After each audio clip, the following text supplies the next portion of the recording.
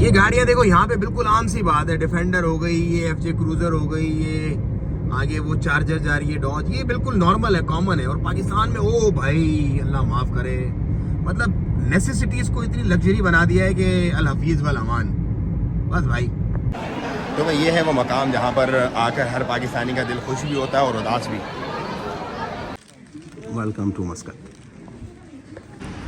السلام علیکم دوستو، میں ہوں آپ کا اپنا بلال معین اور آپ دیکھ رہے ہیں بلال معین یوٹیوب چینل. الحمدللہ رب العالمین، سلطنت عمان کی دھرتی پر دوبارہ سے آج آپ کا بھائی جو ہے وہ موجود ہے.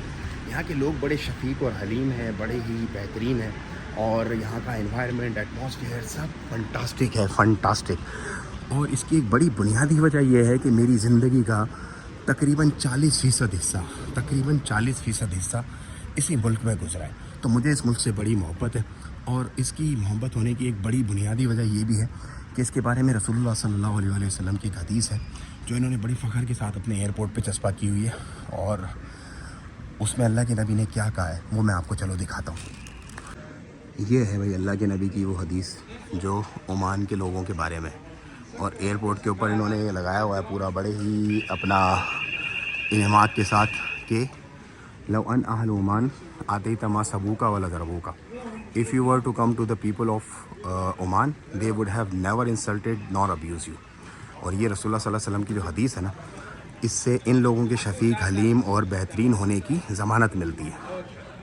بھائی یہ مس کر رہا تھا میں پاکستان میں نا، یہ مس کر رہا تھا، یہ صفائی ستھرائی، یہ گرینری، یہ پی پا کے بغیر صاف ستھری چلتی ہوئی ٹریفک، کوئی شور شرابہ نہیں، ہر بندہ اپنی لائن میں، چل پروگرام. مطلب صفائی چیک کرو یار. یہ ہے وہ وجہ جو مجھے کھینچ کے لاتی ہے سلطنت عمان بھائی. اس لیے میں کہتا ہوں کہ Oman is home for me bro, Oman is home for me. مطلب یہ ملک نہیں چھوڑ سکتے ہیں بھائی. مسجد عمان کی بھائی ماشاءاللہ ماشاءاللہ، یہ مسجد ہے نا عمان کی، یہ بڑی فنٹاسٹک. اللہ تعالیٰ جزائے خیر دے اس کے بنانے والوں کو اور ان کو آباد کرنے والوں کو. یہ ویو عمان کا یار بڑا کلاسی ہے. جب آپ دار صحت کے لیے نیچے اتر رہے ہوتے ہو نا، ماشاءاللہ